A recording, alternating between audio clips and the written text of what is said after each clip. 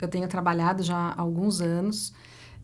com pesquisas e com acompanhamento de projetos habitacionais ligados aos movimentos de moradia. Então, eu tenho sempre trabalhado e acompanhado algumas experiências, alguns projetos do Minha Casa Minha Vida Entidades,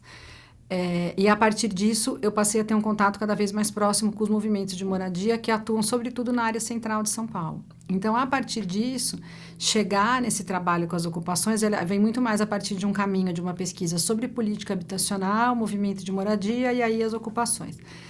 Então, os projetos juntos das ocupações, no primeiro momento, eles vêm muito em função de uma demanda dos próprios movimentos de moradia e eles são muito estruturados em projetos e em atividades de extensão. Então, os primeiros projetos junto às ocupações, eles são projetos de extensão. Agora, o que eu acho que é super importante a gente pensar, e por isso elas acabam tomando esse espaço dentro da FAO cada vez maior, é que as ocupações de edifícios na área central, elas têm sido cada vez mais importantes como opção de moradia para a população de baixa renda ou com a população sem renda, porque essa é uma coisa importante também. Essa rede do movimento de moradia e das ocupações, a gente também encontra famílias sem renda nenhuma. E aí a gente percebeu aqui dentro da FAO que essa era uma pauta que a gente ia ter que enfrentar.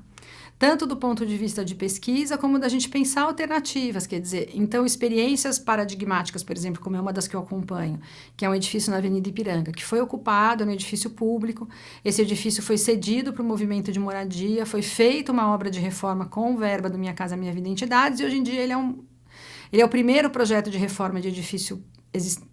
existente no Brasil inteiro, do Minha Casa Minha Vida Entidades, então ele é um projeto paradigmático.